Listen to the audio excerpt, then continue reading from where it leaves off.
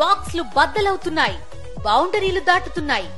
పూర్తి వివరాలకు చదవండి రేపటి సాక్షి దినపత్రిక.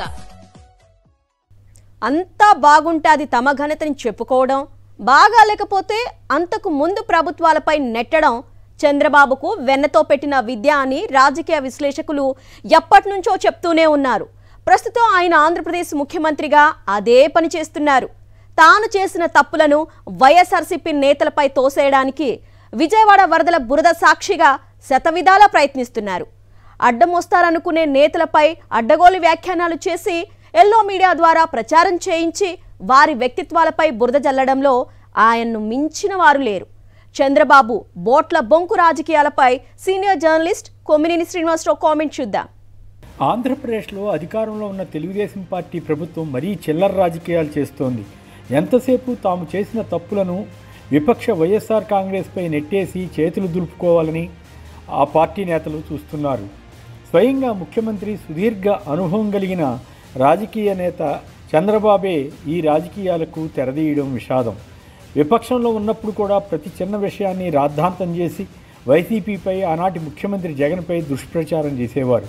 ఇప్పుడు అధికారంలోకి వచ్చిన తర్వాత కూడా అదే ధోరణి కొనసాగిస్తున్నారు. అప్పటికంటే మరీ దిగజారిన స్థాయిలో వ్యవహరించడం బాధాకరం. ఒక పక్క విజయవాడ వరద బాధితులు నానా పాట్లు పడుతుంటే, వరదలో ప్రకాశం బ్యారేజీకి కొట్టుకొచ్చిన పడవల వెనుక జగన్ కుట్ర ఉందని ఒక పిచ్చి ఆరోపణ చేశారు. తన వైఫల్యాలను కప్పిపుచ్చుకోవడానికి చంద్రబాబు ఎదుటివారిపై ఎంత దారుణమైన ఆరోపణలైనా చేస్తుంటారు. బుడమేరు గేట్లను ఆకస్మికంగా ఎత్తివేసి ప్రజలకు ముందస్తు హెచ్చరికలు చేయకపోవడం, తదుపరి సహాయ చర్యలు చేపట్టడంలో వైఫల్యం, ఇటువంటి వాటిని కప్పిపుచ్చుకోవడానికి పడవల కుట్ర వ్యూహాన్ని చంద్రబాబు తెరపైకి తెచ్చారు.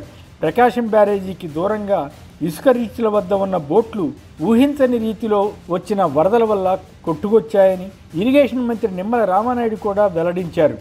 లంగరు వేయకుండా ప్లాస్టిక్ తాడుతో పడవలు కట్టారని, అందువల్లే అవి తెగి కొట్టుకొచ్చాయని, 1.5 కోటి విలువైన పడవలపై ఇంత నిర్లక్ష్యమా అని ఆయన అన్నారు. కాకపోతే ఆ పడవలు వైసీపీ వాళ్ళవని ఆరోపించారు. తీరా చూస్తే అవి పక్కా తెలుగుదేశం వాళ్ళవని తేలింది. ఆ పడవల యజమాని ఉషాద్రి టీడీపీ వాడని, చంద్రబాబు, లోకేష్, దేవినేని ఉమలకు సన్నిహితుడని వెల్లడైంది. తెలుగుదేశం హయాంలో ఆ పడవలకు అనుమతులు లభించాయి. కొద్ది కాలం క్రితం జరిగిన ఎన్నికల్లో టీడీపీ గెలిచాక ఈ పడవల్లో విజయోత్సవాలు, ర్యాలీలు నిర్వహించారు. 4 నెలలుగా కృష్ణా ఒడ్డున పడవలకు లంగర వేశారు. ఈ కేసులో మరో నిందితుడైన రామ్మోహన్ టీడీపీ ఎన్ఆర్ఐ నేత జయరాం సోదరుడి కుమారుడు. ఈ కేసులో విశేషం ఏమిటంటే, టీడీపీకి చెందిన ఆలూరు చిన్న పేరు ప్రస్తావించకపోవడం మరిన్ని అనుమానాలకు తావిస్తోంది. మిగతా ఇద్దరిని వైసీపీ వారిగా ప్రచారం చేశారు. ఈ బోట్లు ప్రకాశం బ్యారేజీకి కొట్టుకురావడం యాదృచ్ఛికమని నీటిపారుదల శాఖ, పోలీసు అధికారులు చెబుతూ వచ్చినా ప్రభుత్వ నేతల సూచనలతో వారు కూడా ఆ పల్లవి అందుకుంటున్నారు. అక్కడితో ఆగకుండా ఏకంగా రాజద్రోహం కేసు పెట్టాలని కూడా ప్రభుత్వ పెద్దలు ఆదేశించారని వార్తలు వచ్చాయి. చంద్రబాబు ఈ గాత్రం ఆరంభించగానే హోంమంత్రి అనిత తదితరులు పల్లవి అందుకొని అదే ప్రచారాన్ని చేస్తున్నారు. నిజానికి ఈ బోట్లతో పాటు 100 బోట్లు దెబ్బతిన్నాయని ప్రభుత్వ లెక్కలు చెబుతున్నాయి. కొన్ని చిన్న బోట్లు బ్యారేజీ స్పిల్వే నుంచి బయటకు కొట్టుకుపోయాయట. ఈ బోట్లకు బలమైన ప్లాస్టిక్ తాళ్లు వేయడం కొత్తగా జరిగేది కాదట. వీటిని అమరావతి బోటింగ్ క్లబ్ తమ సభ్యులకు కూడా సరఫరా చేస్తుంది.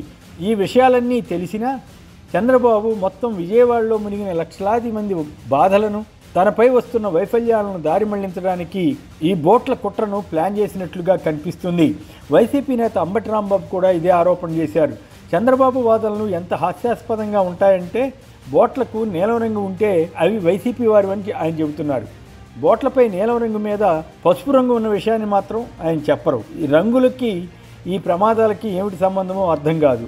బుడమేరు రెగ్యులేటర్ గేట్ ఎత్తితే వరద వస్తుందని తెలుసునని, హెచ్చరికలు చేసినా జనం వినిపించుకోరని భావించామని ఒక సీనియర్ అధికారే స్వయంగా చెప్పారు. అంటే ఈ వరద రావడంలో ప్రభుత్వ కుట్ర ఉందని స్పష్టమవుతోంది కదా.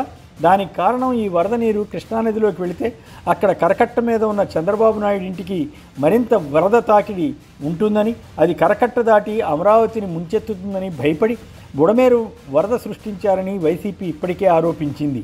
దాన్ని జనం నమ్మే పరిస్థితి కూడా ఏర్పడింది.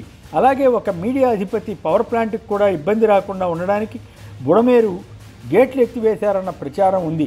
మొత్తం వ్యవహారం చూస్తే బుడమేరు వరద మానవ తప్పిదమని, కుట్రపూరితమని ప్రజలు అభిప్రాయపడే పరిస్థితి వచ్చింది.